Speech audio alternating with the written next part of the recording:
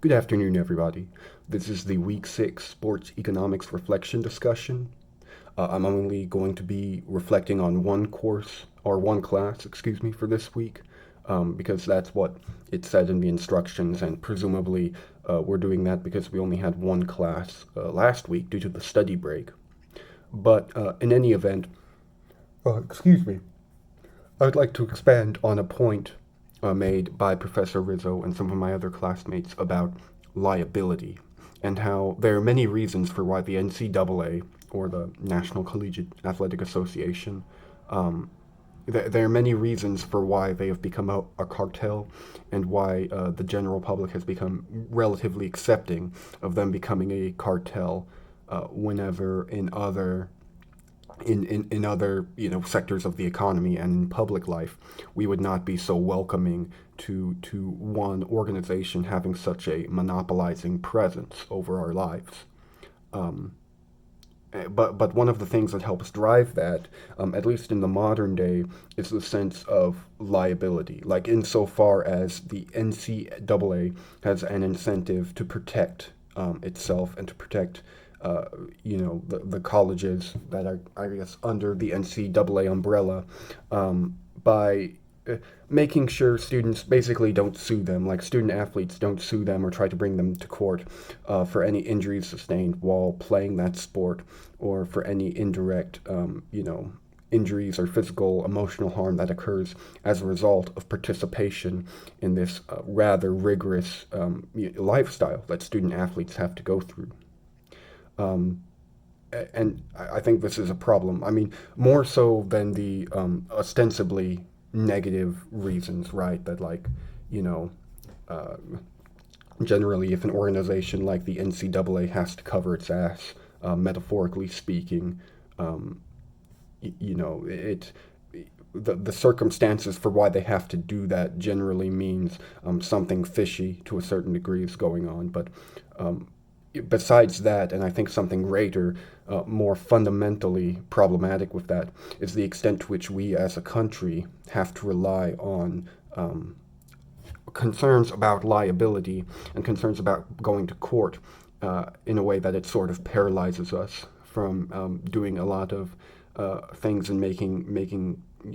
decisions that maybe are in the best interests of, in this case, an athlete, or it could be really anybody that is not a student athlete in the sphere of the NCAA. Um, I will give credit, though, before I go a little further into this discussion, is that people often think that the United States is the most litigious country in the world, and I myself thought that for a very long time. But recent research has led me to believe that while we are still very litigious, we just objectively are not the most. From jurorsrule.org, which it's basically a website that does a lot with law, and it's like it has a global sort of overview of legal systems throughout the world. I looked over that to be sure before I started recording this, and there are actually four countries that, on a per capita basis, people and businesses sue more than in the United States. Those countries are Germany, Israel, Denmark, and Sweden. Likewise, I know at least 3 out of 4 of those countries have more lawyers per capita, like lawyers per number of people, than we do here in the United States. I think a big reason why the United States is considered to be like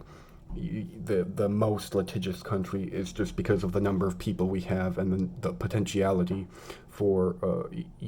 a case to make international news, because there's so many different people with situations going on. Our soft power might influence that perception. So I do want to give credit where credit is due, and define this as not necessarily a uniquely American problem. However, conversely, to go back on what I just said, the NCAA is a rather unique cartel, and it is, uh, an association that operates within inside the United States, dealing with American colleges and universities, and the extent to which it is worried about liability and concerns relating to the legal system do stem from case law, basically previous cases, not only concerning themselves, but when they've seen other businesses or corporations have to deal with the fallout from a situation in which they were determined to have acted negligently because of something that they either did or did not do to help protect the health and safety of the consumer. And I understand that some people might disagree with me on this and say, well, the fact that we here in the U.S. sue too much and are concerned with liability so much, it's actually a good thing because, it helps again with that health and safety point. If people are afraid, to uh, to do something in which they would put a potential customer or person in a situation where it's a dangerous situation and they could get in trouble, so be it. It's a good thing that those corporations, businesses, whatever, are afraid, because we shouldn't be putting people's lives and health at risk. But something I think that gets lost in the conversation is that, to a certain extent, I might have mentioned this earlier, but it paralyzes us, particularly in situations where we have to make a little bit of risk, and we have to make like very calculated risks in order to progress in terms of technology, infrastructure, human society, whatever. It might hinder that, but then more importantly, it just doesn't help like having such a stress on the legal system to where it's used basically as a safety net now for all things and everything. If something goes wrong in personal or public life, it's like, oh, I'll see you in court, and then you go to court and you have to settle it there. But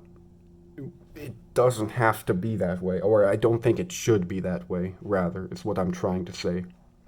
And there are a couple of things that can be done, in my view, to help mitigate that. Number one,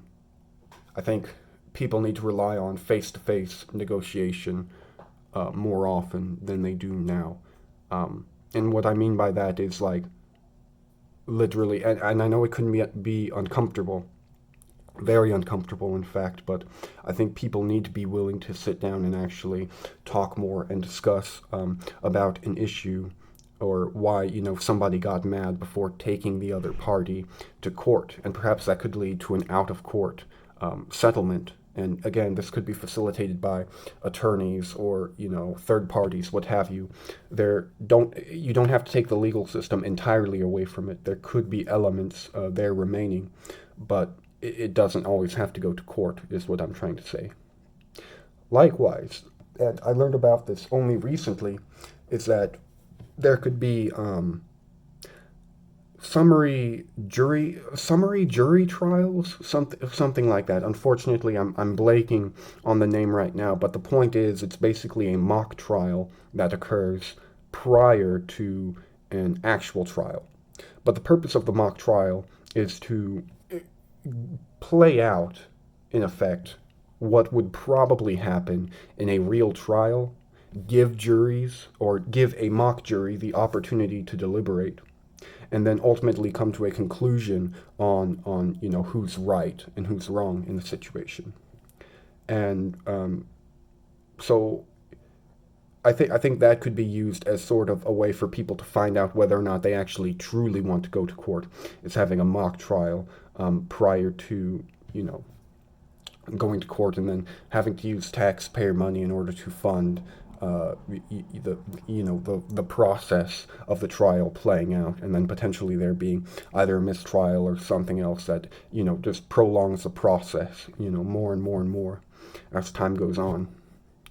But anyways, that's one point I wanted to say about liability as it relates to the NCAA and our court system as a whole. I'm running out of time here, so I'm going to close up shop for now, but I will see you guys again next week.